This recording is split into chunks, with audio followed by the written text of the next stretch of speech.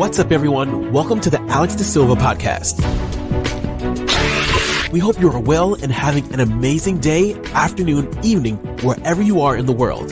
And welcome to another episode. Remember to like, subscribe, and leave a comment on whatever platform you're listening. Now, let's get on with the show with your host, Alex de Silva. Today, I've got Chelsea. She is, what would we call this, Chelsea? And we're kind of struggling to understand. Are we survivors? Are we like CES survivors? Are we warriors? Like, what are we? Yeah, I would say we're survivors or continuing to survive because it never goes away. Yeah, well, this is it. And this is something I'm really interested in finding out your story, because I'm now starting to speak to more people and starting to understand that no one's story is the same. And, you know, everybody's completely different, which I guess makes this really fascinating. But at the same time, it's so hard to be able to pinpoint a timeline, pinpoint, you know, a right way of healing from this, you know. So I really want to, you know, I wanted to kind of bring you in to really understand your story, what you've been through, because I'm fascinated by it. You know, my own journey has been fascinating in itself, but you know, I wanted to talk to you and really kind of find out, you know, what's happened with you. But first and foremost, just so people understand, like, where are you in the world, like what, and then let's kind of go into your story. Yeah, so I'm in a tiny little town called Lac La Biche, and I live in northern Alberta, so northern Canada. Yeah. Wow. Yeah. Okay. Amazing. Yeah. Tiny Amazing. little town. We have 2 little street lights. We are way up north. Yeah. Oh wow. Okay. That's incredible. So how did this come about for you? How long ago was it that it started for you as well? When was your episode? So it's kind of crazy. And I think I agree with what you say, is like everybody's journey is so different. And the crazy part for me is I'm a nurse.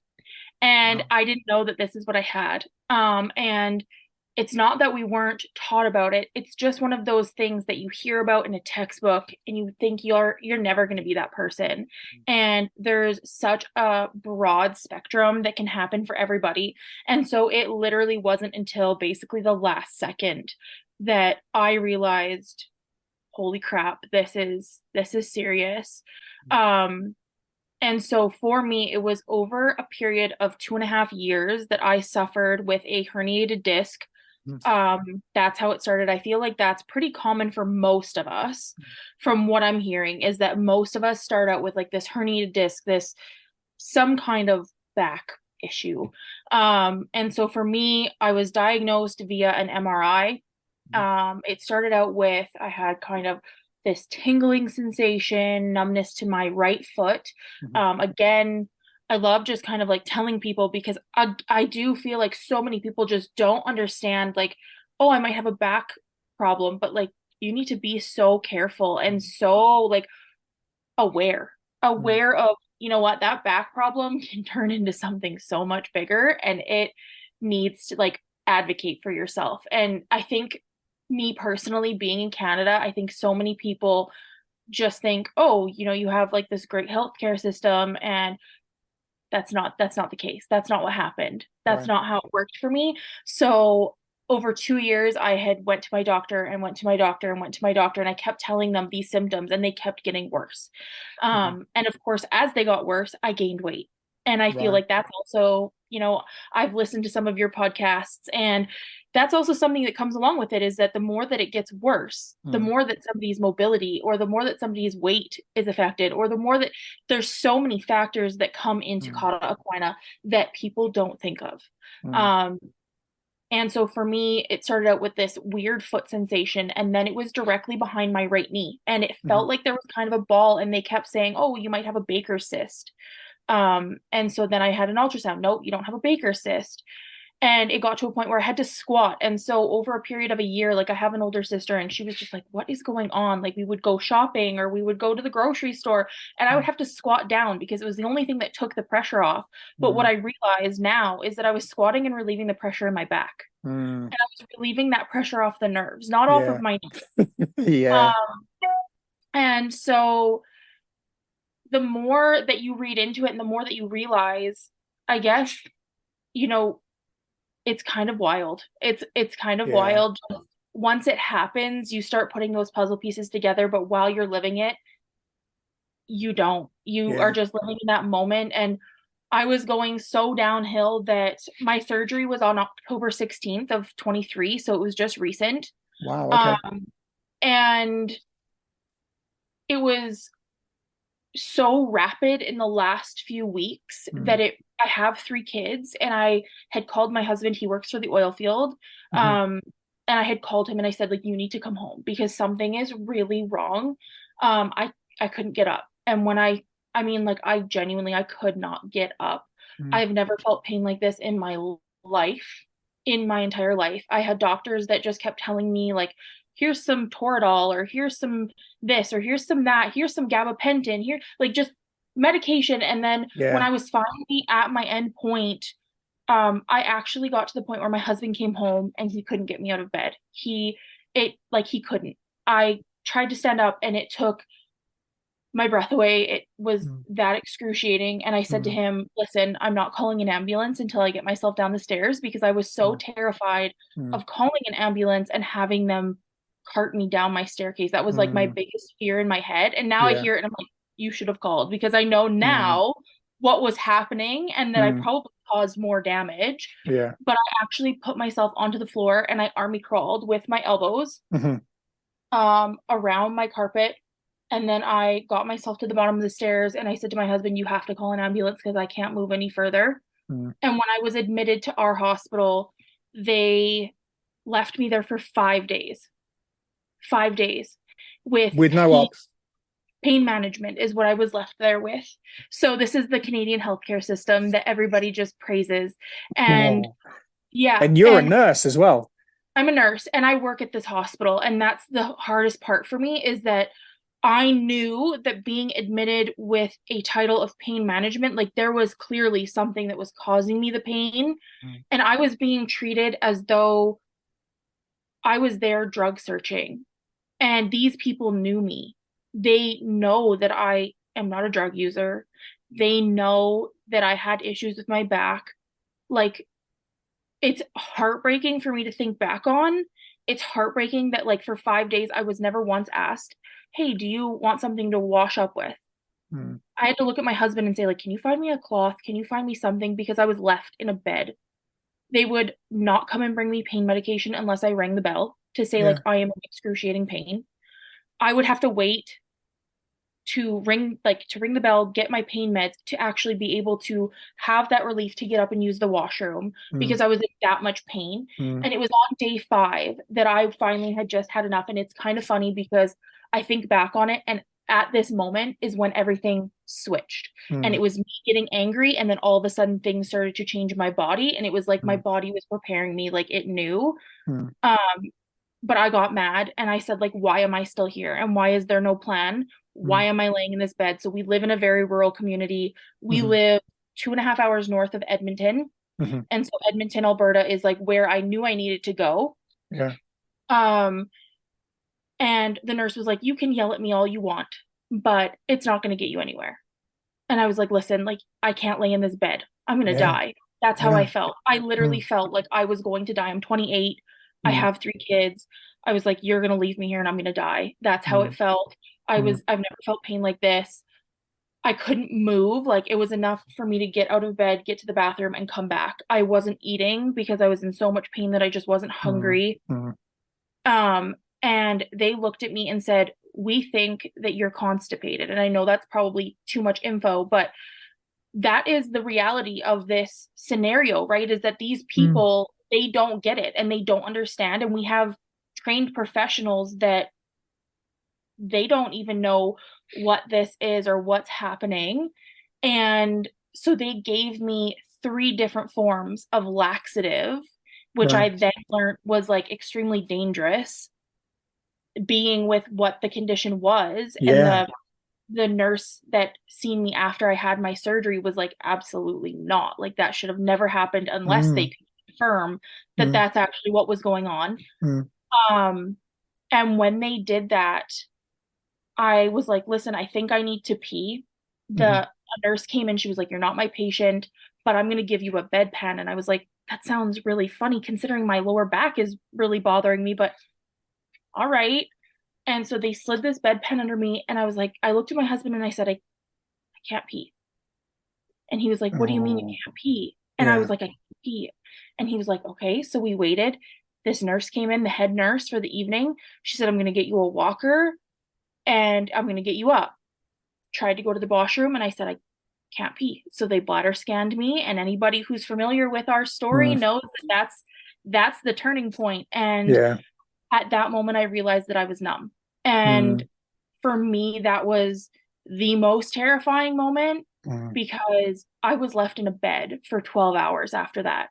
I had a Jesus. physician, my family physician, that came in and said, yep, I agree. I think you're constipated. And I think that you are just going to take these medication, like this medication, and we'll see how you're feeling in the morning. And I was like, I am numb. When they bladder scanned me, I had 920 mils of urine in my bladder, Jesus. 920 mils. And so they did an in and out catheter. And I was like, there is something wrong with this scenario. And you know what? As a nurse, I know that there is something wrong with this scenario. Yeah.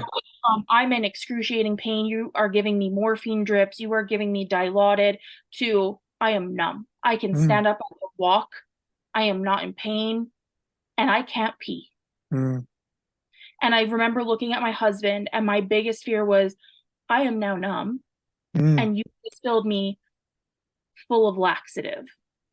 And I panicked. I had like full fear. And he was like, that can't be your biggest fear right now. And I was like, it is my biggest fear because what Jeez. is going to happen? Yeah.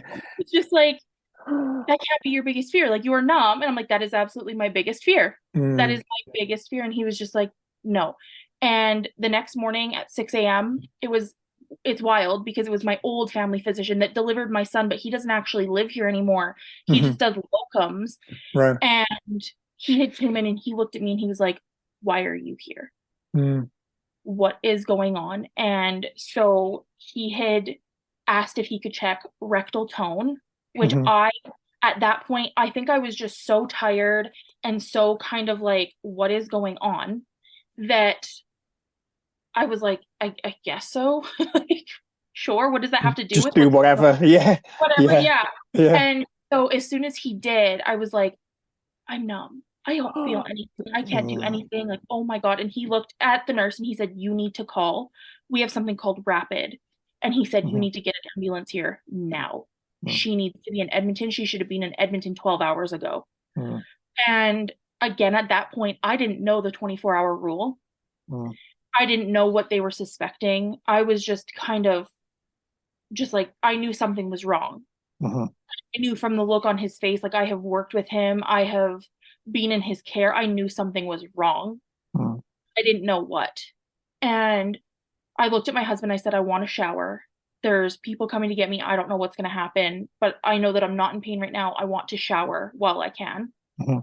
Got up, I showered, and I forced myself to just sit on the toilet because I was like, my biggest fear was that I was going to He's just all in gonna. that moment. Yeah. Yeah. And I think that's, now that I've read more people's story, is that is a reality, is that Mm, most people do. Most people mhm, don't have that control of their bowels or their bladder or anything. And mine was kind of the opposite, is that I had that retention. mhm. And so it was very quick. From that moment, I got put into an ambulance and transferred to the city. And when I say the city, I mean Edmonton. We always refer to it as the city from Yeah. here. Uh-huh. And so I was transferred to the University Hospital, which is a Mhm, huge hospital. And I then sat in an area called ICT, which mhm, again, as the nurse, I had never heard of because we are rural. So our hospital is tiny. We work our emergency with one registered nurse, one LPN, and a doctor, and that is it. wow. Whereas they were announcing 10-hour wait times, and I was just like, you've got to be kidding me. Um, so I was basically put into a bed in a hallway. Oh, wow. My catheter had broke loose and I was covered and didn't know that I had been covered in my own urine Oh, for wow. 12 hours. And nobody, when I had mentioned it, when I had figured it out, the nurse was like, you need to wait. I'll be with you in a moment. And I was like, no, I am covered in my own urine. You guys are Mm. not leaving me in this hallway bed, Mm. covered in pee. It was basically disconnected from the bag and just like I might as well have been Yeah. peeing on myself. And I Mm. was like, this is unbelievable. Like, I remember just crying and looking at my husband and being so tired and just being like, I haven't seen my kids in a week. Mm. I don't know what's happening. And now I am just absolutely covered in my own pee. Mm. And you're gonna just leave me here? Mm. Like, no. So I got up and I changed myself. I got my husband to get a warm cloth. And Mhm. literally, that's how I was like, you're gonna potentially send me for surgery and I'm going to be covered in pee. Like, tell me how Yeah. like disgusting. And so, yeah, I was floored and just there's so many people. And then it was about 9 hours of laying in a bed there with no food, no water, no anything. You're Mm. completely NPO, like you Yeah. can't have anything. My husband slept in a chair.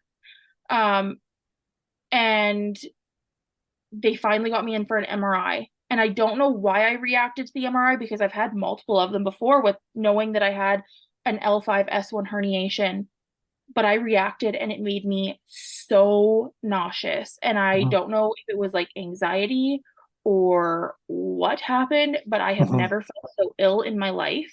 Mhm. Um, and that is when they confirmed, they actually showed it to me. And so there was like you could see the hole where your spinal cord should go, and Mhm. they couldn't see mine. Mhm. It was gone. Mm. Um, and so when they finally moved me into an ER bed there, and the surgeon that seen me had came in and he said, the only reason that I'm here is because you're 28 and you're a mom of three, but today isn't my day to work. And I was like, okay. And he said, because you are numb, we classify this as something called non-cauda equina. So he said you should have had surgery while you were still in pain. So for the 5 days that I was in the hospital in our Mhm. town is when they would have liked me to have the surgery. Right. And then of course there's the 24-hour rule. So when you Mhm. go, they want that surgery done within the 24 hours. And I was Mhm. left 36 before I had surgery. Wow.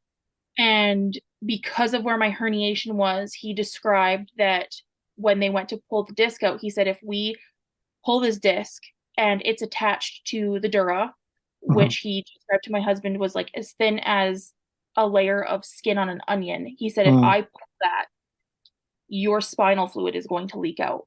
Mhm. If that happens, it could be days of you laying to try and recover. Mhm.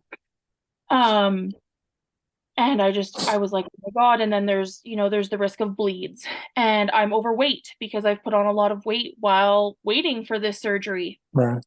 So the only thing that I really had going for me was that I was young and that I don't smoke or Mhm. vape or do drugs. Mhm. And so the chance that he gave me was a 5% chance. And when he literally, the words out of his mouth were, if you were my sister, I would tell you to go home and wait and see if you recover. And he What? gave me 15 minutes to decide if I was going to do the surgery or not. And so I called my mom and I called my sister. My mom doesn't live here. She lives in British Columbia. Mhm. And my mom and my sister, they both gave me the same answer. And they said, we can't make that decision because if something goes wrong, we don't want to carry that with us, Mhm. which I understood. I wouldn't want to carry that with me either. But it Mm. was also probably one of the hardest decisions I've ever made. Mm. Um, and I've had many surgeries. I've had three C-sections, one of which was a vertical C-section, Wow. and that was horrendous. Mm. This was by far the scariest surgery I've ever been faced with, and just being Mhm. so close to your spinal cord, to your Mm. spinal fluid, to all of those nerves. Mm. And then of course being a nurse and knowing what they're doing and Mm. knowing what's happening when they put you to Yeah. sleep and all of Yeah. those things, right? Mm. And so yeah, and then knowing the fears that came with it of, am I ever going to regain bladder control? Am I ever going to have control of my bowels again? There's the questions of sexual dysfunction. There's Mhm. all of this topic that people don't want to talk about when it comes to Mm. that. And these surgeons don't talk to you about it either. They just Mm. give you the ins and outs and they walk away. And that was my experience. And the craziest part was my catheter that was leaking. I stood up to call my sister, and I wanted to know if I was still in pain. And when I stood up, I could feel like what felt like a baseball in my spine. It wasn't painful, but I could feel this pressure. And that was like my sign that I needed to go for the surgery, because I said to my husband, if I don't go, this pressure is never going to go away. And am I just going to walk around with a catheter for the rest of my life? Am I never going to know what happens when I need to use the bath? Like, what are these answers? Nobody's ever going to give them to me. So I have to go. It's either 5% or it's 0%. And that's how I looked at it. And when I stood up, my catheter started to leak. And I said, you have to go find a nurse. And he was like, okay, yeah. So he went and he found a nurse. And when she came back, I was beside myself. Like, I honestly didn't know what was happening or what to do or what to decide. And I said to her, like, I need professional advice. Like, I'm a nurse, but you only get, maybe a page, 2 pages of learning about this kind of stuff. And unless you're in a facility where you're face to face with it constantly, like, you don't know. And I said, I've been diagnosed with something called Cauda Equina. And she looked at me, she's like, it's okay. I've been there, I've done that. And she turned around and she lifted her shirt and she had the scar. And I was just like, wow, what are the chances of that? What? And she was like, you're going to be okay. Everything's going to be okay. And you're going to go for the surgery. And you know what? It's going to be fine. And if you have to wear a leg bag for 6 months, then you have to wear a leg bag for 6 months. And she said, there's something called a sacral nerve stimulator. Look, you can feel mine. And I was just like, oh my God, like, what are the chances? I still get chills thinking about it. But she ended the conversation by handing me a note, and it had her Facebook information on it. And it had a essential oil roller, and she came in and she like rolled it on my wrists, and she was like, you're going to be okay. And everything's going to be fine. And we're all in this together. And she's like, if you ever have questions, I'm here to walk you through it.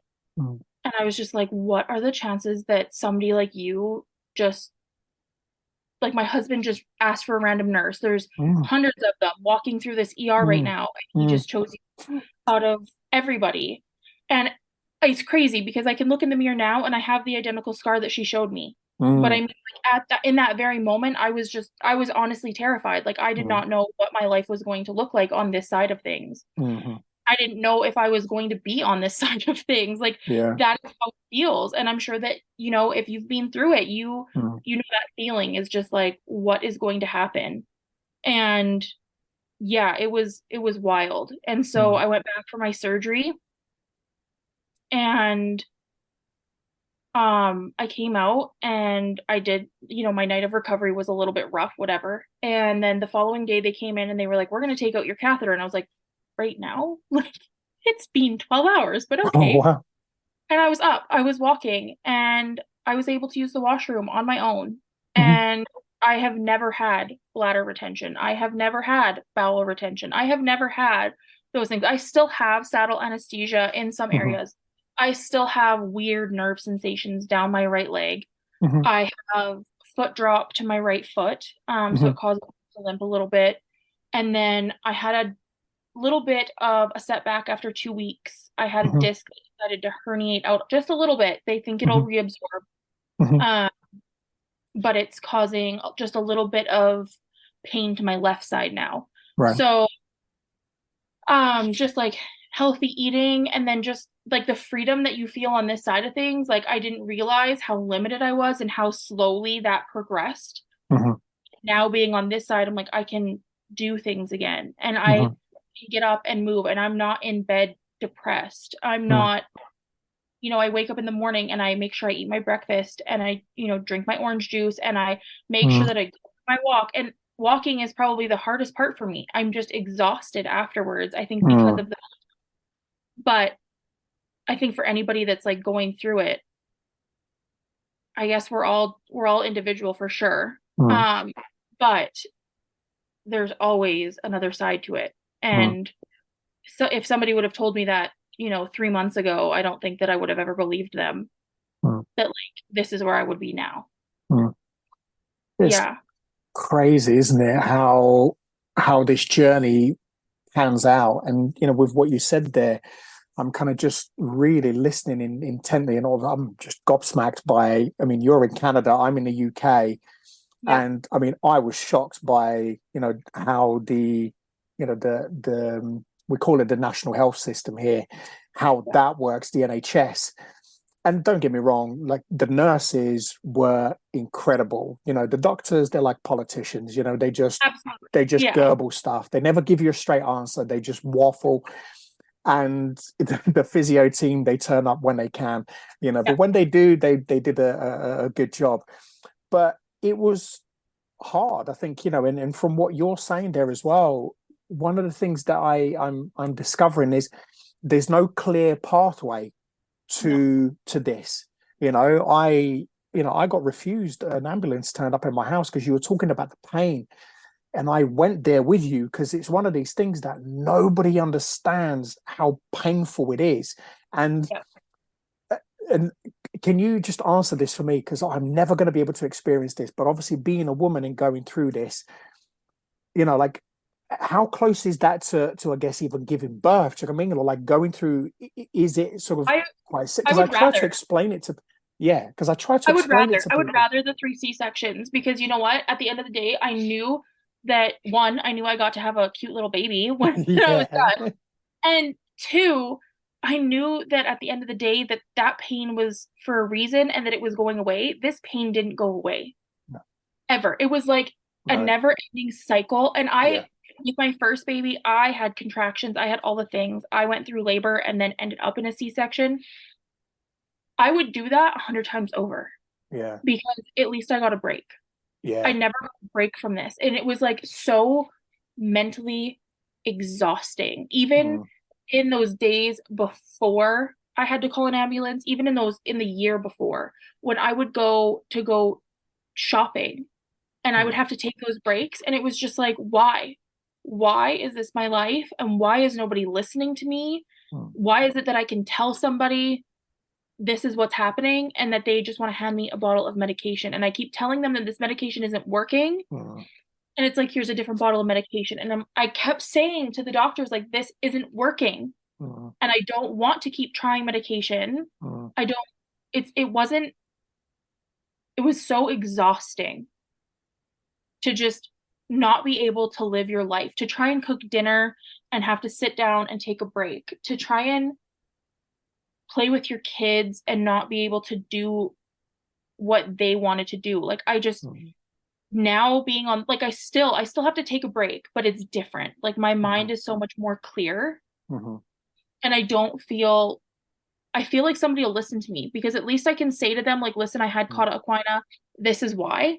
mhm, Whereas it should have never had to get to that. mm, And that's exactly what the surgeon said is they knew. You've mm. had multiple MRIs. They knew that you had this. This There's is, no reason. There's no reason that I was left in a hospital bed for 5 days. There's no reason that I walked around in this amount of pain for 2 years. There's no reason that there's people suffering. And the wild thing is that my mom, she works for a private healthcare clinic in mhm, British Columbia, mhm, and a older male came in last week, and my mom texted me and she said, this man has Cauda Equina. And I was mhm, like, there's no way. And she said, they're getting an ambulance here right now. He has no feeling to his groin. mm, He was unable to walk. And my mom said, had you not had it and brought light to the situation, like I would have never known. mm, And when he came in, they were given these things called smile cards, and they were $20 gift cards. mhm, And the doctors that she works for are absolutely amazing. But they just said, here's one for you, and here's one when you see somebody that needs it, we want you to give it out. And my mom said she's been holding on to it for months. And this man came in and was just like absolutely beside himself. And she waited until she put him into a room and she brought it to him. And she's like, I couldn't, as like an MOA, she couldn't tell him, I know what's going on. mhm, But she said, I hope that your days get brighter. This is for you. mhm, And brought it to him. And she called me last night to tell me that he had called. And she was like, I am not supposed to tell you that I know who you are. but I know what you're going through because my daughter just went through it. And he was like, I have no answers. And this just continues. And I said, that's the part of this that nobody gets, because it should be so much more known. And like, even the fact that my doctor didn't know what it was, like, how, as a physician, I just don't understand. Like, I know as a nurse that these MRIs come back and they're read by somebody else. Yeah. That info's on there. It's not read by a physician. Right? And I'm just like, how? How do you just leave somebody? It doesn't matter how old I am. It doesn't matter if I have 3 kids at home. It doesn't matter. You don't just leave somebody. It's mind-boggling to me. But this is the thing that, and it's exactly that, it's mind-boggling. What I can't get my head around is, and you're in Canada, I'm in the UK, and I've heard it from people I was talking to someone in the US who was in Africa and got diagnosed with Cauda Equina, and she got better healthcare in Africa than she did when she came back to the US. She said it was terrible.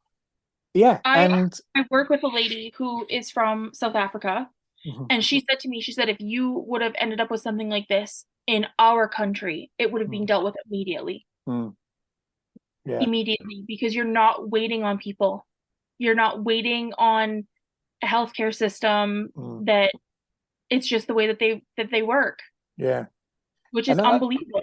Yeah. And I guess one of the things I am very grateful for is I'm quite lucky, I guess, where I'm based, because I'm in a bit of a rural area in the UK. I'm not too far from London. I'm about 40 minutes on a train, but I'm kind of just out. I like to be in the countryside.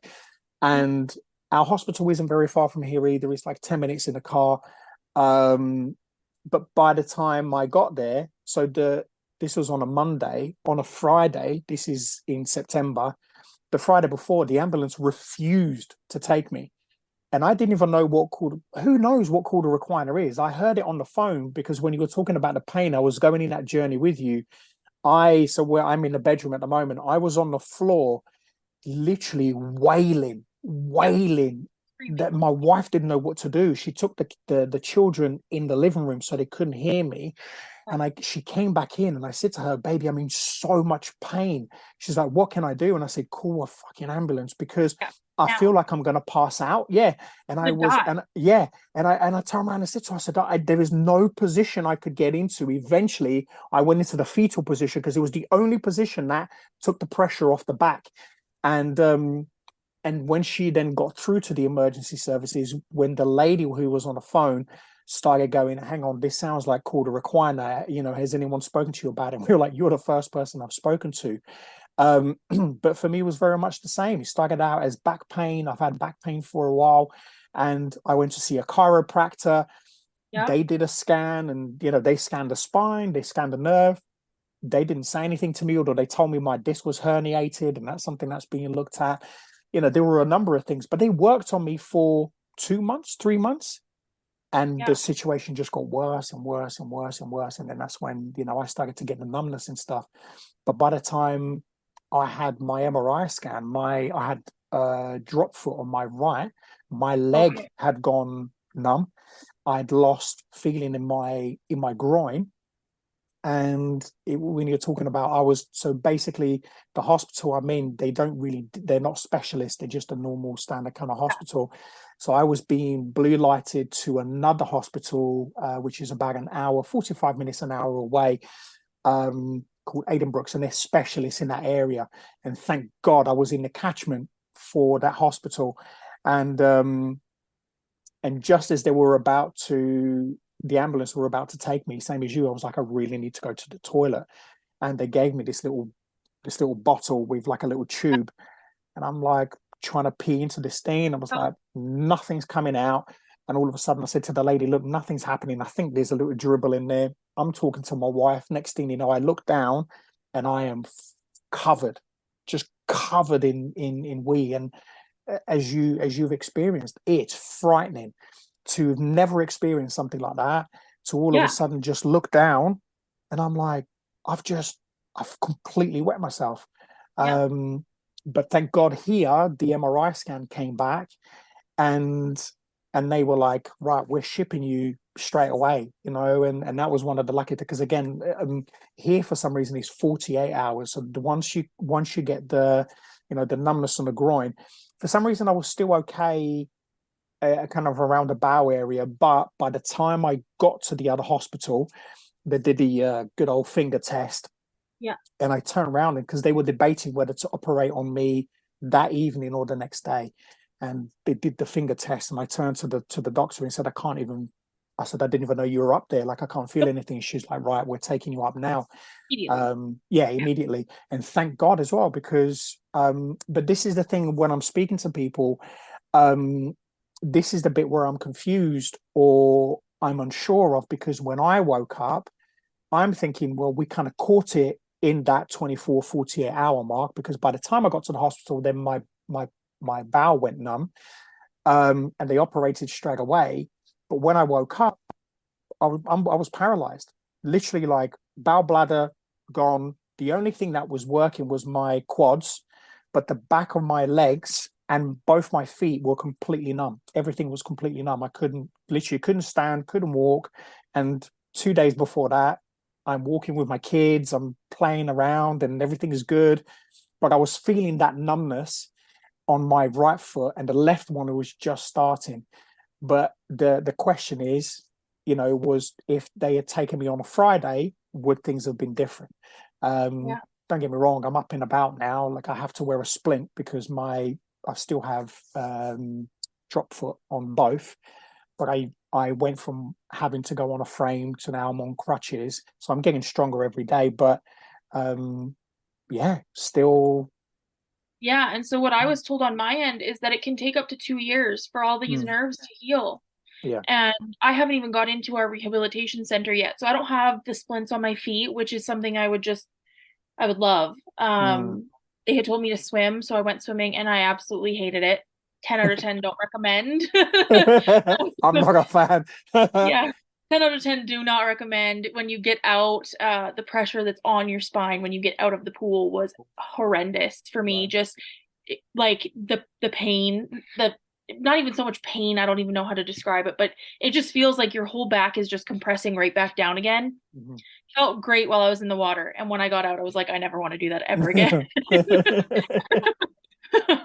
So yeah, but yeah, I haven't even gotten into our rehabilitation center yet, but I assume that I will need some splints on my right foot, just because they've told me to walk, and I walk every day, just down our little road here and back, but the drop foot it's brutal. It gets worse the further that I go, and then by the time I get home, I'm fully limping. Yeah. And then I'm exhausted, like just absolutely exhausted by the time that I get home. But yeah, it's absolutely wild how different it is for everybody. And that was kind of what I had read, and I feel so blessed that I woke up and I guess recovered or had the function that I did, because so many people don't. And I remember coming home and they had told me like where depends, because you never know, like you might have bowel accidents or you might have bladder accidents. And for me, it was mortifying. I remember that being the hardest part for me, was like, I am 28. Like, my husband is going to walk into this room and I'm going to be in a fucking Depends, and like, this can't be real. And I remember genuinely thinking that and just being like, this can't be real. That was how it felt, was like, why me? And just, and there's so many people that I think they don't understand the reality. And I remember my mom just, the nurse had looked at me and she said, you are going to go through so many emotions, and you can't take these emotions out on the people around you, because they're here to help you, but they don't know what you're going through. No. And I went to my sister's house for about 10 days, shortly after I had surgery. And I remember feeling just defeated and thinking like, how do I, as a woman, as a wife, as a mom, Like, how am I going to go out in public if I have to wear Depends? How am I going to have to go out in public if my husband is no longer attracted to me? How am I going to do all of these things? And I think like the mental toll that it brought on at first, like I'm okay now and I don't have to wear Depends, thank goodness. But like Yeah. all of these things that people just, there's so much more that Mm. people will look at you and say, oh, like I'm so happy that I got that so often was like, I'm so happy to see you walking, or I'm Mm. so happy to see you this, or I'm so, at least you can walk. I would get that. At least you Mm. can walk. And it was like, absolutely, at least I can walk. But Mm. you have no idea the storm that I am going through in my head right now. Mm. And I think that on its own is so much more too. That Mm. if there's anybody out there that's trying to support somebody with Cauda Equina, the mental toll that it brings is so much bigger too. Mm. For me, as I guess it doesn't matter to me, it doesn't matter your age, it doesn't matter any of those things. Like it doesn't matter if I was 40 or if I'm 28, but being that I am 28 and I have 3 kids and I have a husband, Mm. one of the hardest things that I struggled with was the saddle anesthesia and Mm. like what that means for me and my sex life and all of those things, the things that people Mm. are that are taboo and people don't want to talk about, Yeah. right? Because Mm. it's taboo, and it's like I had mentioned it to my surgeon and he was just like, oh yeah, in 6 months, if that's still an issue, you can go see urology. And I'm like, are you making this referral, or like who's making this Yeah. referral? Because Yeah. I can't get into a doctor. So you're discharging me, and 6 months down, like I'm supposed to go through this for 6 months, Mm. right? But and then I have a husband who also has questions, and he's just like, how do I help you? Or how do I, because he's very caring and very understanding, but he Mm. also just doesn't know how to help me in the same sense. And it's like, I don't know how to help me. I don't know Mm. how, I don't have the answers. I feel like nobody does at this point. Mm. Nobody has the answers for Mhm. me. And that's, I think, another one of these hard obstacles that we all go Mm. through. Yeah. It is one of these things emotionally. It's such a, not just emotionally, I think mentally, physically, Yeah. it's such a lonely journey because I said to my wife, she was very much the same. We've got such a beautiful relationship. And she was saying to me, like, what can I do to help you? And I said, just be there. I just Yeah. need love. I think that's the Yeah. only thing really. I was like, let's just stay in love. Do you know what I mean? Let's just kind of talk as much as we can. I'll be as open and honest and vulnerable as I can, because I'm going to need that, because there'll be, I'm naturally a very positive, outgoing, Yeah. person. And with kind of what I do anyway, like I understand I specialize in mental health and addiction. I'm a coach, so I know a lot of things. But when you're in this situation, Yeah. you're put to the test in like, so you're an expert, are you? Let's see. You know what I Yeah, mean? And absolutely. Yeah. right. So I went, man, this is tough. And it's tough because, as much as, and this is the other thing as well, is like there's no timeline in this. It's not like somebody's going to turn around and say to you, they generally say, well, for your nerves to grow and for things to kind of come back, it can take up to 2 years. Some people can be a bit more, and I've seen it in the group that we're part of. Some people have been years, Yeah. some people have been years and years, and and some people have been left completely paralyzed, from the waist down. Yeah. And everybody's is so different. So it is tough, and I found it tough when I at the beginning of the journey, because I guess maybe, how long were you in hospital for? Were you discharged quite One quickly, day. or One one day. day? One day. Wow. Yeah. And then they sent me home, and it was terrifying. It was terrifying. So no physio, no like No, and specialist to come that's and like still that's the part, like the physio came and see me. They were like, let's go for a walk. And because I could walk, they walked with me. They asked me to do 3 stairs. They had this little mm. built set of Yeah. stairs. They asked me Yeah. to go up them and down them because I have stairs in my home, which are still the hardest part for me. Like I Mm. struggle getting up them. And of course, my bedroom's at the very top of them. Yeah. So our shower and our bathroom, all the things is up here. Yeah. And they discharged me. And yeah, and so it was the hardest part. And there's so many questions. And again, like you have no answers. You're just sent home. And so I was just kind of like, you're in, you're out. Like they need that bed for somebody else. And I was just like, all right, I guess we're winging it, right? Like you don't know. And that's why I ended up joining the support group that we are in, because I was just like, you know what, if anybody's going to have some answers, I knew that there was going to be some negativity that comes along with support groups. I think that there always is. But I knew that I needed some more answers that I wasn't getting anywhere else. Yeah. And this is the thing that, you know, it can be quite frustrating, you know, in this situation. I guess in some ways, I was quite lucky that I couldn't walk. And where I live, same as you, there's stairs. So for me, the consultant, and it wasn't even a guy that did the surgery, he was the guy that signed off for me to come to that hospital. He comes over, stands at the end of my bed in the morning, and he's like, "How are you feeling?" And to be honest, the first thing I noticed is I was not in pain, because as you know, the pain leading up to it, oh my God, it's excruciating. So waking up, I was like, oh my God, I'm not in pain. I was like, oh, is this just the anesthesia? Or, you know, but the thing is, I realized there was no pain down my legs, you know, and there was no pain on my back. So I was thinking, oh, thank God for this, you know, at least that's something. And then I literally looked down, I tried to kind of wiggle my toes and move my feet. I was like, I can't move, you know, can't move. So he stood at the end of my bed and he says to me, I said, so how are you feeling? Usual, blah, blah, blah, conversation. He goes, right, so you should be home this is on Wednesday. He says, you should be home by Friday. And I'm listening to him, looking at him going, what are you on about? So he's waffling on as they do. And I said, okay. I said, well, how long is it going to be? Because my feet aren't moving. I can't move my toes. I can't move my feet. And I try to move my legs and my legs are like floppy. They're just jelly.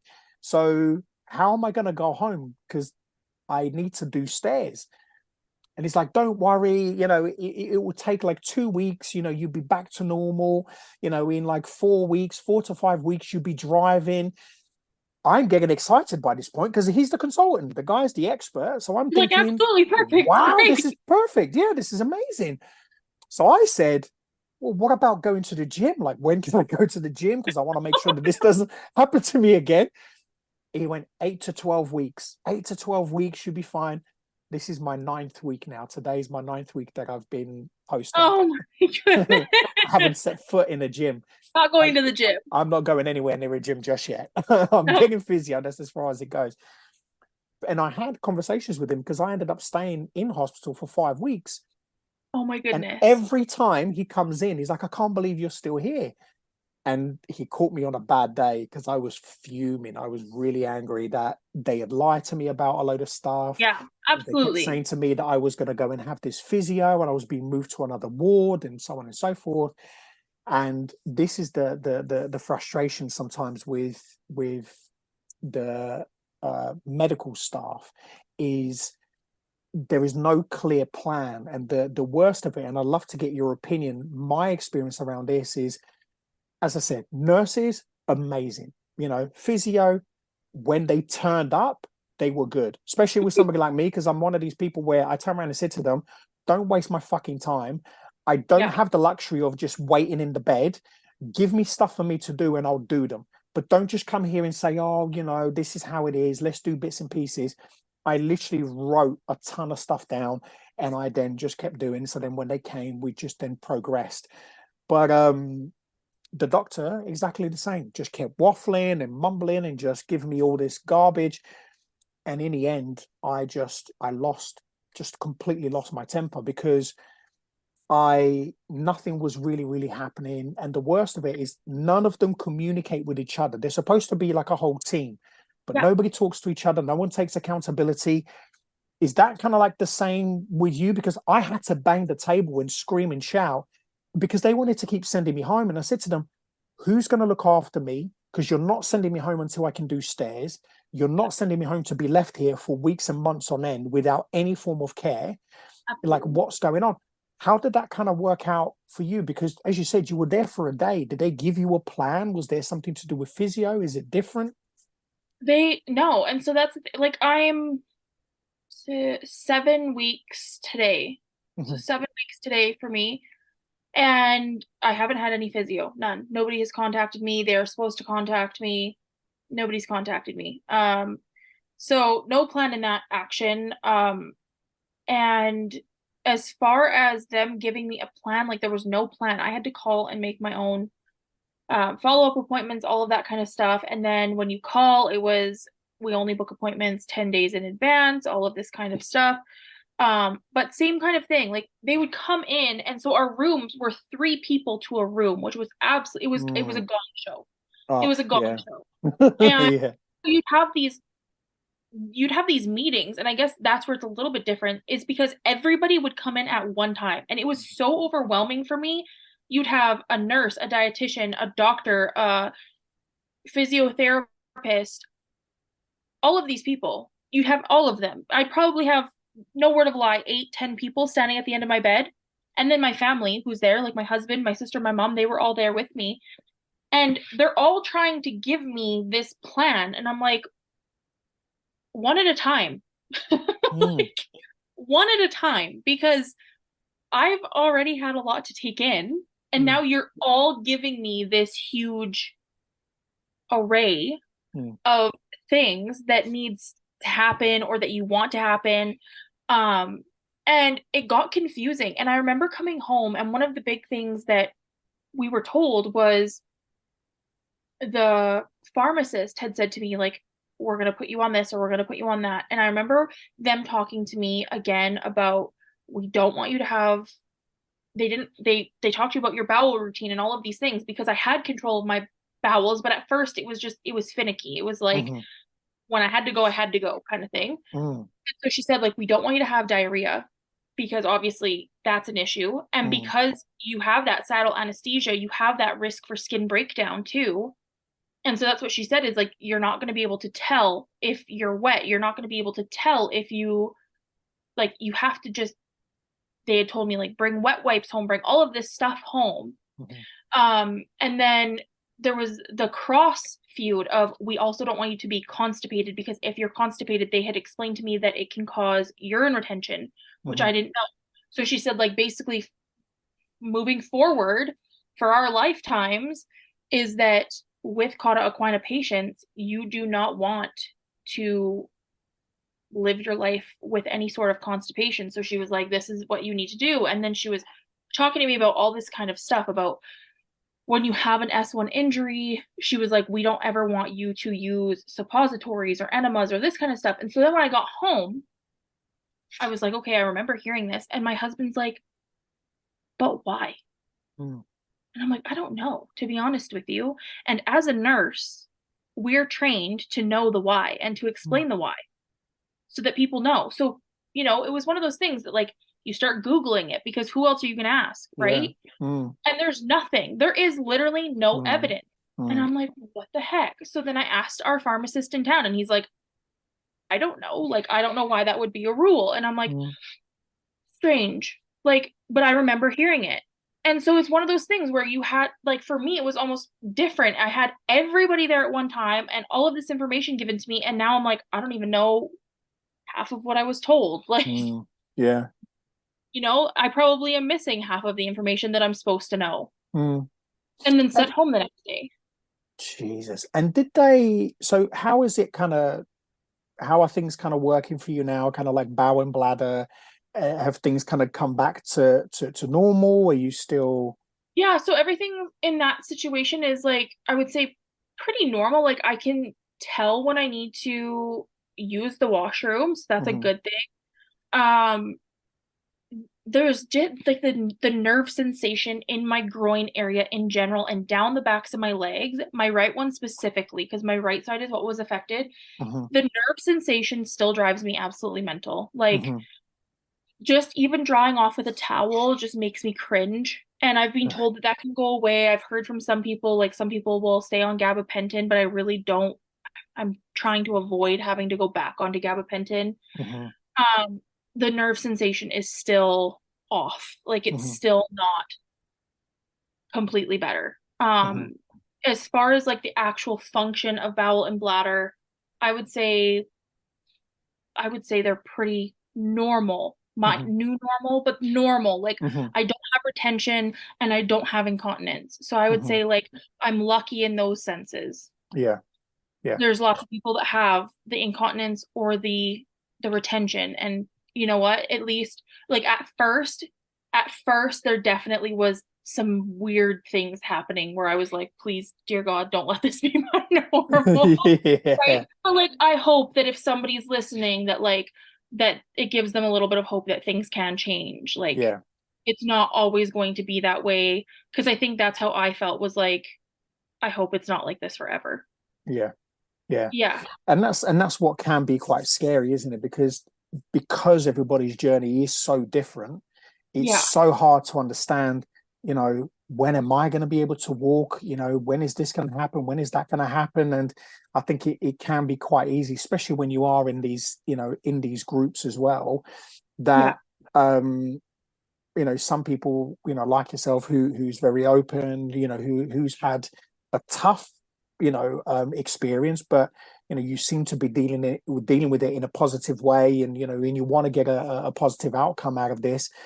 But I have noticed that there are some people who don't have a great experience, and they do go the other way, which is completely understandable, and it affects them in a really, really negative way. And also, I've seen with people who have been in pain and are still in pain, which is I remember something like for me that was just wild, and I think a lot of people can probably relate to, and I think you absolutely are going to relate to this, just being that you said you deal with a lot of like mental health and addiction. But I've never dealt with addiction in my life, thankfully. But I do have family that have dealt with addiction. But I remember them giving me Dilaudid when I left the hospital, and they gave it to me in a fairly big bottle, and they had said to me like, yeah, take this for 10 days, 10 to 15 days, and then we want you to come off of it. And as a nurse, I know how addictive it is. The labeling on the bottle, all the things. And I looked at my husband and I was like, no, absolutely not. No. And I was like, you take that back. Like, I will just take Tylenol or whatever, or I'll take something else, but I am not taking that. And that's the other thing, is like when you've been in pain for so long, and when something like this can affect your mental health so strongly, like I can't imagine how many people would turn. And I remember saying to my husband, like, I wouldn't blame a soul. No. I wouldn't blame anybody, because like it genuinely is the hardest thing I've ever went through. Like, to know what your body is capable of and not be able to do it.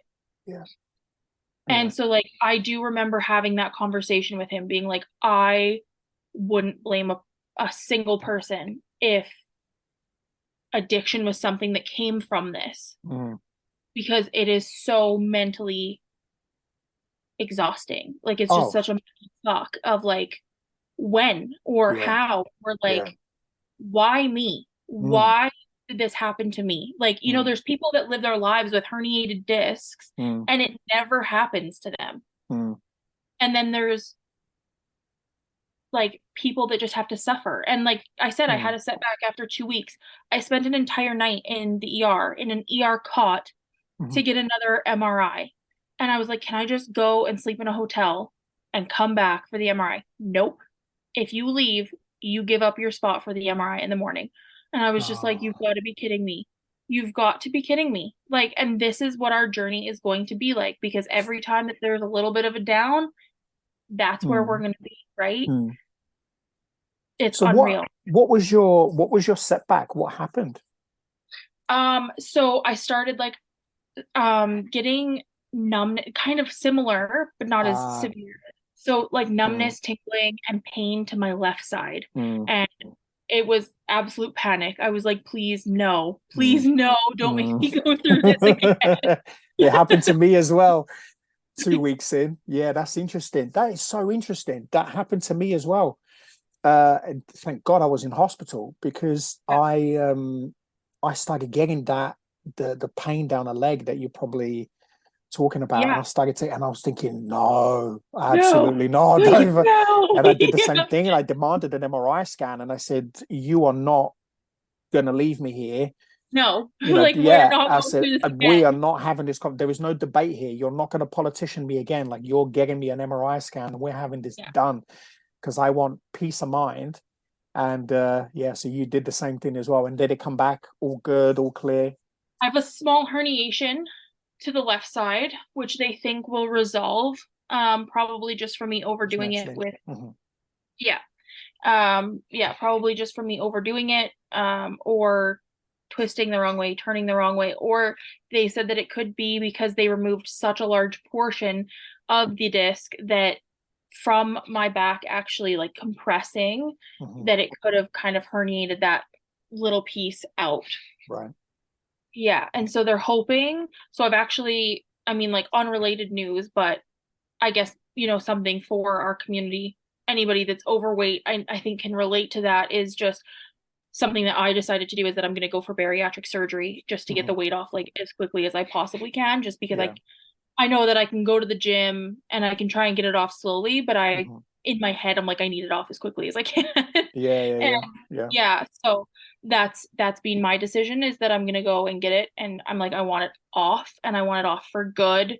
And hopefully that'll help my mobility. Hopefully that will help so many other things, because especially after having, I feel like I knew I had gained the weight. Like, there was no question that I had gained the weight while I was suffering. But after I had the surgery, I could feel that weight. I could tell. I was like, oh my God, I feel heavy. Like, I can feel that I'm carting around this extra weight. Yeah. And I don't like it. Yeah. And so now I'm like, I need it off now. Yeah. Right now. And fair play. With our limited mobility, I feel like it's going to be so much harder to get it off. And then, like, I don't know if you feel the same way, but I feel like I baby my back. Like, I'm so scared of hurting it again. And so I'm like, I want to go to the gym, but like, even like I said, swimming, I got out and I was like, oh my God, what's happening? Oh God. I had my son has just turned 2 and my daughter is 5. I've got 2 older ones as well, but they're not going to jump on my back. One of them has just turned 19, the other one's going to be 26, so they won't jump on me. But the 2 little ones, because we like to rough and tumble, my son jumps on my back. Thank God he's not as heavy, but even with him, I hold him in because he likes to just give me a hug. So he comes and hugs me, but sometimes he wants to rough and tumble. And he doesn't understand because he's only 2. Absolutely. So I have to bring him to the front. I have to throw him over my shoulder to play with him. But my daughter, she tried to jump on me yesterday, and I panicked. I was like, no, don't jump on me. And she's like, jump on me. I was like, no, don't jump on Daddy's back. She's like, why? I said, I'm not fully, it's not fully healed yet. I've still got to wait, a couple more months. And I saw the physio today, and I said to her, look, when is the time when I can possibly do some stuff, with the back? And she's like, you've got to wait just another month or 2, and you should be good then to start, to possibly start looking at maybe body weight stuff. Do you mind me asking, like, with your kids, my kids struggled a lot with me being gone. Did your kids or your family, like, how did they cope? Because my little ones, I think I didn't realize how it would affect them.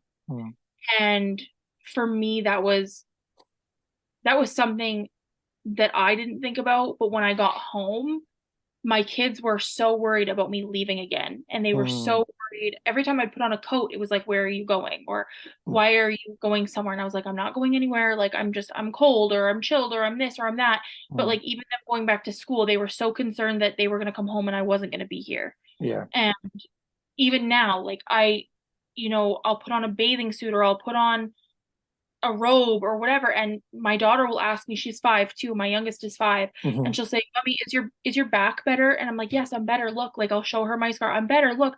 Oh, but it doesn't look better. And I'm like, no, I'm better. Like, I'm, like, trying to explain to them and trying to tell them that we are okay, but also trying to explain to them that they need to be gentle, right? But I don't think I realized, like, how much it would affect them. Yeah, it honestly, it was tough. It was tough because, I was away for 5 weeks, and I've never been away for that period of time ever. With my kids and my wife. If we've ever had to travel anywhere, I'd say Yeah. like a few days the most, a week the most. Um, so yeah, it was tough. Yeah, it was really tough to the point where the kids they started to wake up earlier. They were getting up at sometimes 5 o'clock in the morning. Sometimes it would be 4:30, Oh my goodness. and they'd come in, and obviously my wife is then she's working full time. She's being a full time mum. She's having to travel into London, and she's having to pick up the kids. She's literally doing everything. Usually we split things 50-50 Yeah, yeah. because I work from home, but yeah, I'm not here. And yeah, for that period of time, it was really, really tough on the kids, and it was also really tough on my wife as well. But Yeah. interestingly enough, as soon as I came home, they went straight back to bed, went back to their routine. But it was Yeah. interesting what you were saying about the attachment, that as soon as, as I was doing something, or if anything happened, like if we went out somewhere, my daughter would be next to me and she would not go anywhere. If my wife and son walked in front, she would not leave my side. She still does it now. She's always with me. I just want to make sure you're okay. Are you all right? And she'll hold the door for me. She's absolutely adorable. But it does, my son, not so much because he's two, Oh, but yeah. yeah, he's still very little. But yeah, with Ruby, definitely, and she would say to my wife, like, when's daddy coming home? I really miss daddy. And so now, and it was hard for me when I came home, because there will be a couple of times when I'd have to stay with the children, and I'd really struggle, and I'd have to kind of, like, especially with my son, because I can't just, and this is the frustrating part, I can't get up because I'm walking with a frame. By the time I get my ass off the sofa, and then get into the frame, and I'm moving at a snail pace. My Absolutely. son Yeah. will shift, he'll run off. On. So I had to shout at the kids, and which I don't do.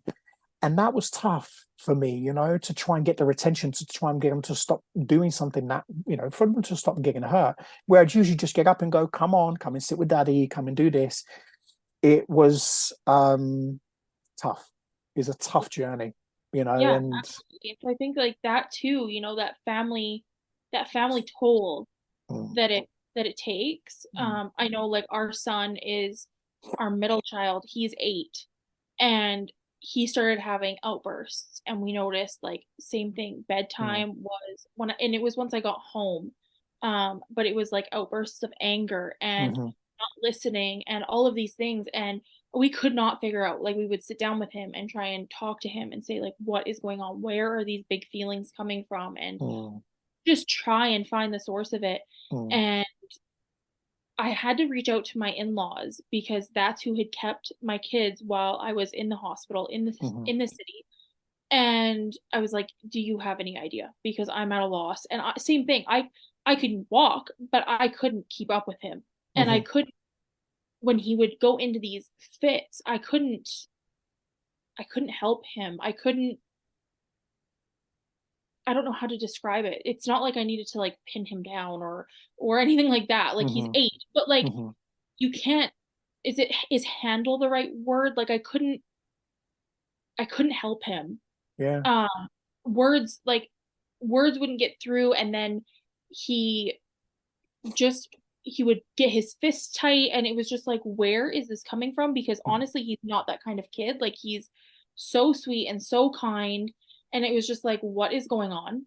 mm, And he had written a Christmas note, and I have a photo of it, and it breaks my heart. But he had written a Christmas note. They had been given these magazines with toys, mhm, and in the back of it was like a list where he could write which toys he wanted.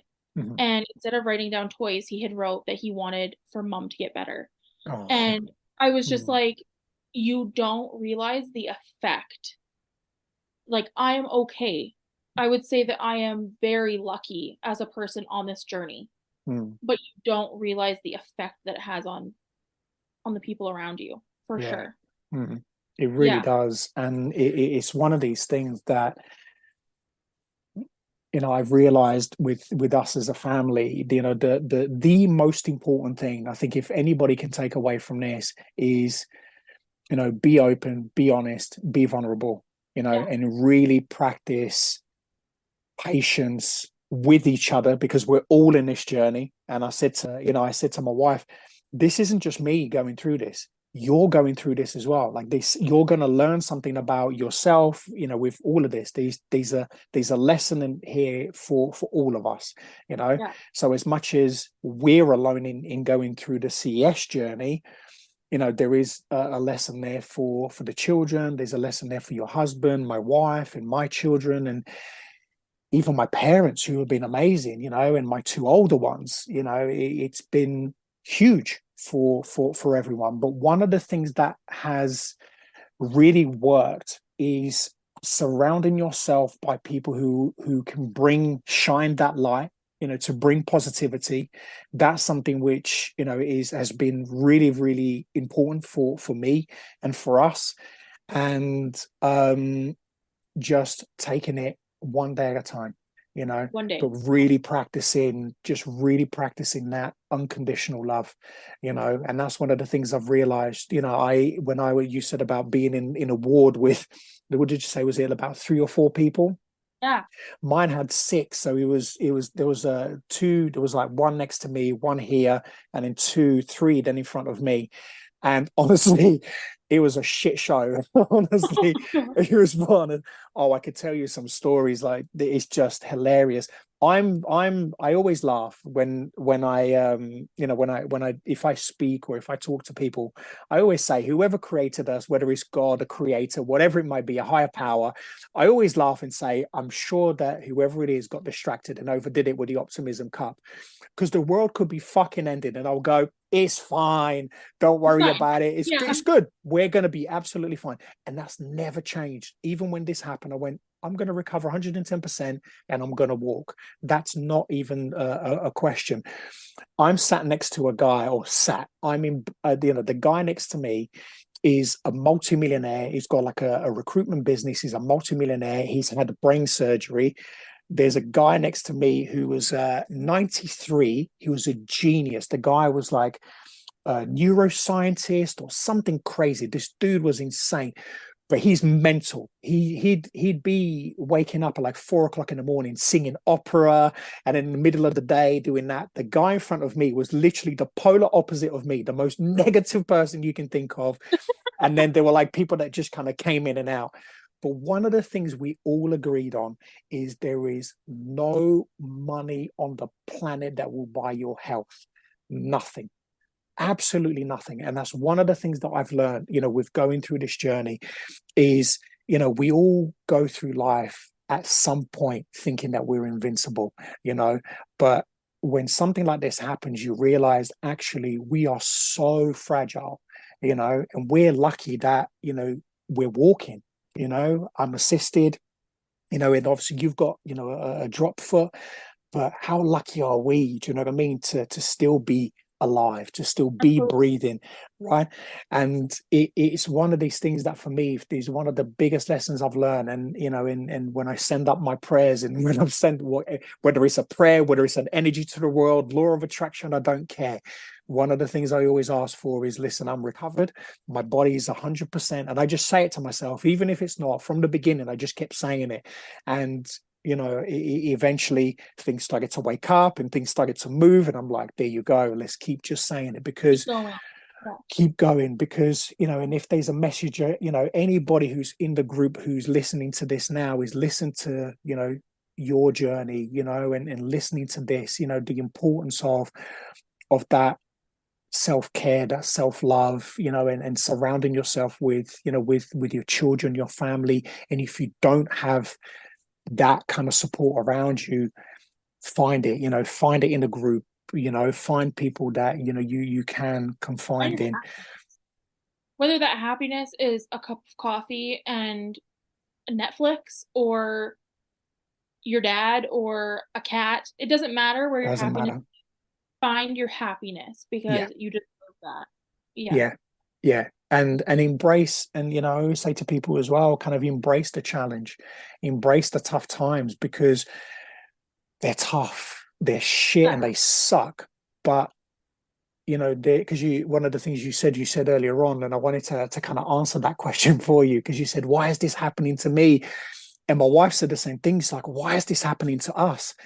And I remember there's like this little voice just said to me, because you're going to do great things off the back of this. Like, because I didn't realize what it really was. I didn't really understand CES. I didn't really understand kind of what it was. And then when I started reading about it and then joined a group and started looking at everybody else's journey, and I was like, man, this is huge. And no one knows about it, you know? Oh, And that's the reason why you've gone through it, to be able to have, people yeah. listen to it who are going through it, to have people who haven't gone through it know Yeah. more about Well, it.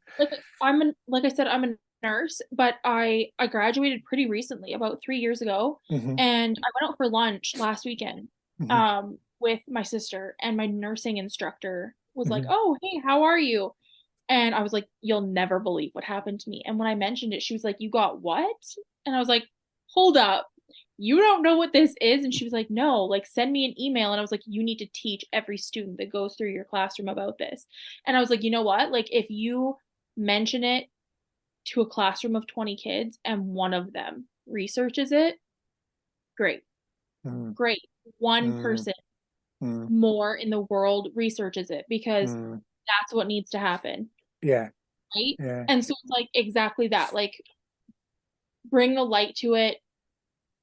I work in the hospital. Hmm. So if I can make a pamphlet and put pamphlets in our emergency department so that people read Hmm. up on it, Yeah. or bring the light to it, like Yeah.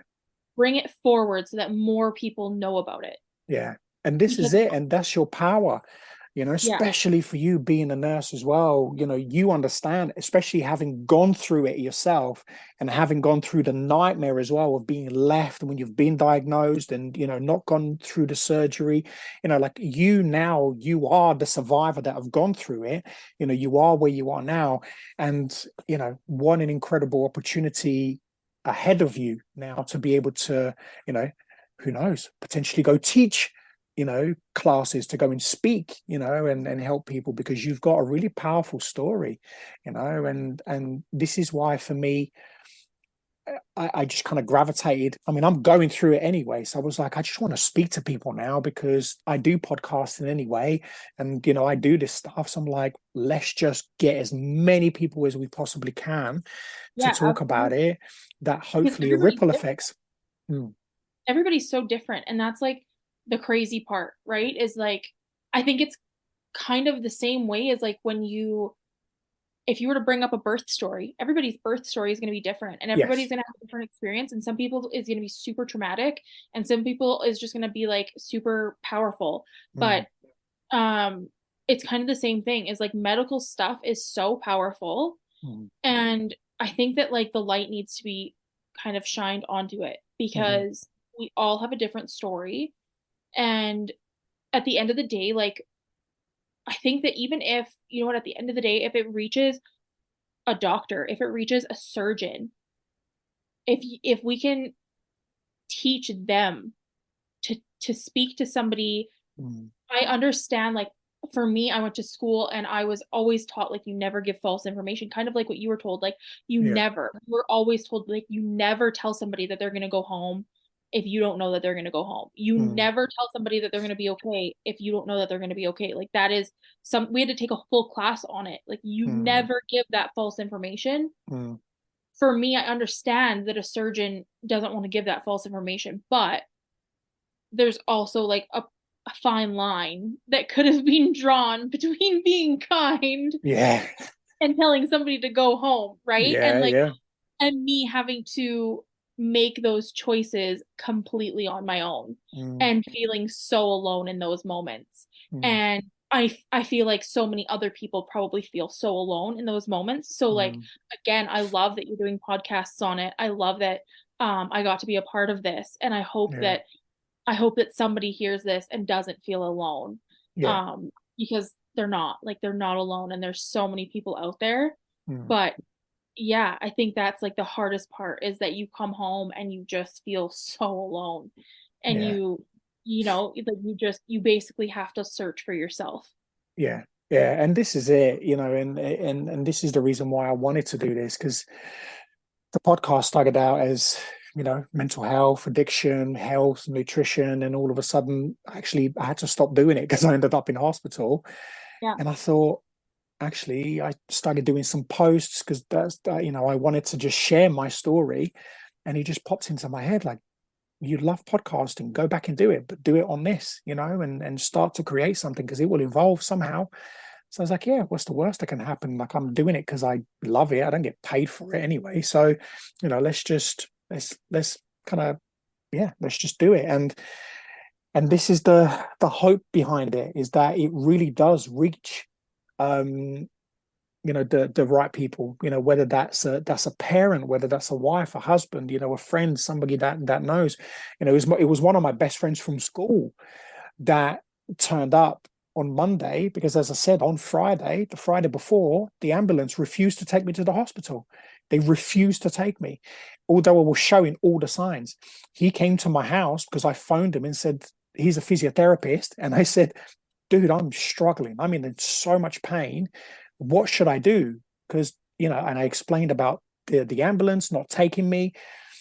And then they said to me it was sciatica. And he said, okay, It doesn't sound like sciatica, because if your foot is going numb, or if your foot's dropped, that's not just sciatica. Are you sure it's not Cauda Equina? I was like, this Cauda Equina keeps coming up. I said, but they told me it's not. He's like, that doesn't sound right. I'm coming over. Within the hour, he was here in my house, and he had the whole physio table. He tried to get me on a table. And as you know, when you're in pain, you're in pain. Nothing. There is no position he could get me in that I could get comfortable. And he literally just looked at me, Chelsea. I walked from the door to my living room, which is not very far. And I said to him, you're going to have to wait. I'm sorry, but I can't, when you're talking about you can't move, you have to stop because you're in so much pain.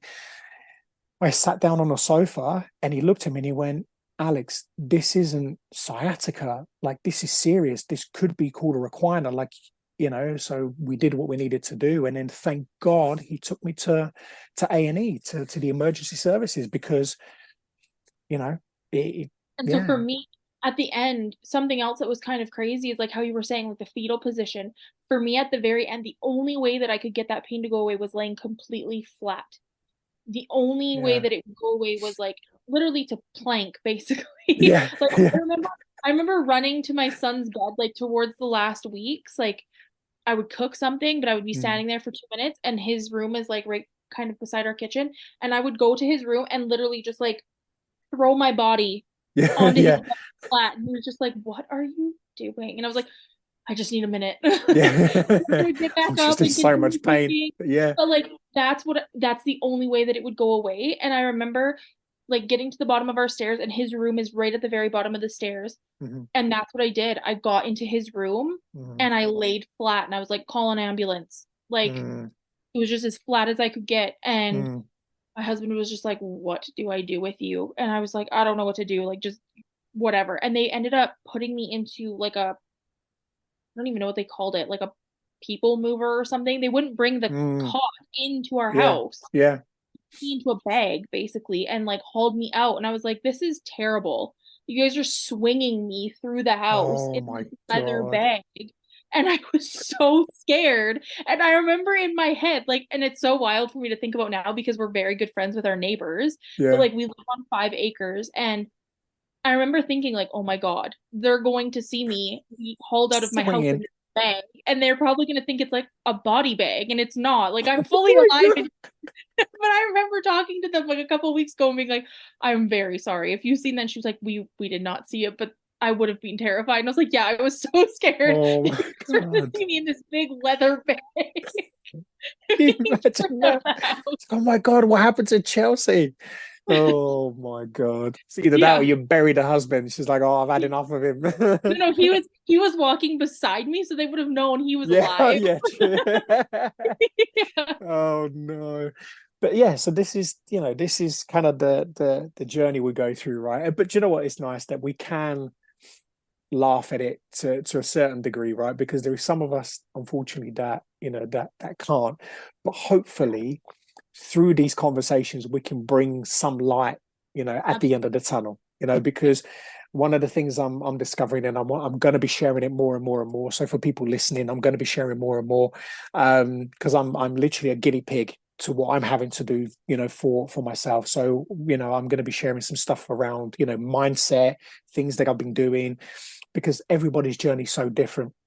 Absolutely. And I want to try and, and journey, as sorry, not journey, to journal and voice as much of this journey as possible. And obviously with your help and, and everybody that's going to be coming on over the next sort of few weeks, to really start to kind of paint this picture, and hopefully together, give people solutions, just solutions to this problem that, there's no kind of one, it's not like one size fits all, but hopefully one thing which I have noticed is having that kind of right, the right mindset, looking after the mind, the body, surrounding yourself with the right people, and getting the right, physiotherapy and stuff like that. These things Yeah, and like will don't help. overdo it. Like Don't, yeah, overdo it. If you're in that journey, do not overdo it. It's not no, worth it. And no, ask for help. Like absolutely. ask for help. Mm, Yeah. yeah. Whether it's like home care, I know that I was offered home care nurses, but I declined it because I have family here. Hmm. But like there's always going to be a form of help. So like if Yeah. somebody needs it, find it.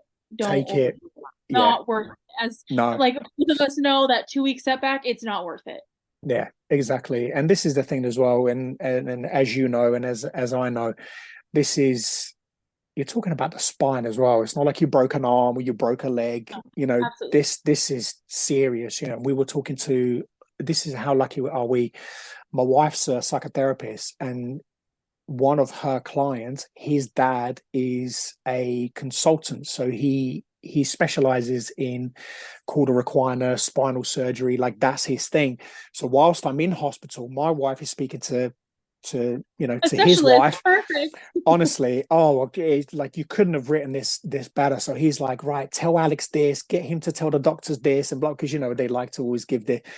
And so we were very lucky. We got so much support from them and their family. I'm so grateful. I'm actually trying to get him onto the podcast because he sounds incredible. So I'd love to kind of drill his knowledge for all of us as well, to learn from a specialist. So I want to try and find a specialist who is willing to come and talk, and share some knowledge. I'm hoping to kind of get him, but it's one of these things that kind of just goes on, and hopefully the more and more we talk through this, we can continue kind of coming together as a community and help each other as much as possible, because I think that's one of the things I've discovered is that there is not really enough out there, and hopefully we can help each other to push for things. If this has worked for me, look, push for physio, push for this stuff, because otherwise, as you said, you get lumped. You kind of go, yeah, we need the bed, go home, have all these drugs, and that's it, you're done. And some people go, is this my life now? When actually it's not, and I say to people, you have to be tough. If you're going through this now, if you're in hospital, you've got to be tough. You've got to bang the table. You've got to demand, because, in some countries, I don't know whether it's like that in Canada, because here the health service is free. I think it's Canada. Is it the same? Yeah. Oh, so you're the same as us. So we're so lucky, aren't we, in that sense, where it's free, but you still have to demand, to get the healthcare that you need. And it's within your right to do it as well, as a patient, because you don't want to keep coming back. So I guess in a sense, you want to make sure you're getting the best. And, for places where you have to pay, if you're paying for a service, make sure you get what you need. So don't ever be afraid, to advocate for yourself. Absolutely. Yeah, really do, because this is serious, man. And like, you do not deserve, doesn't matter who it is, you do not deserve to be bedbound. You do not deserve to not have the full recovery that you need. and yeah, listen, thank you so much for coming on. Thanks for having me. Oh, honestly, it's been an absolute pleasure, and I hope you keep smashing it, and I hope you keep shining, and with all the stuff that you've been through, I really hope that you help more and more people, even professionals, especially with what you do being a nurse. Oh, I really hope that you get kind of that message out to professionals, because you've been a real soldier in this, and I really hope that your journey helps other people to be able to see this quicker, because I think that's the most important thing, isn't it? Absolutely. Yeah, for sure. Awesome stuff. Well, listen, guys, thank you so much as always for listening, for being part of our journey, because it's this is all of us kind of going through this. And the only thing I always ask as we kind of end the show is, look, just comment. You got a question, ask. And the only thing is share this, because the more we can get Chelsea's journey, our journeys out there, the more and more we can get this this information out there, and make this more accessible and available to more people. Anything you want to end it with? No, just thank you so much for having me. And yeah, just if there's any questions or concerns or anything like that, feel free to comment, let me know. Yeah, amazing stuff. Thanks for listening. And if you want to find out more about how you can overcome issues caused by mental health, go to alexdasilva.co.uk. That's www.alexdasilva.co.uk. See you on the next one. Be great, be fantastic, and be absolutely phenomenal. Take care.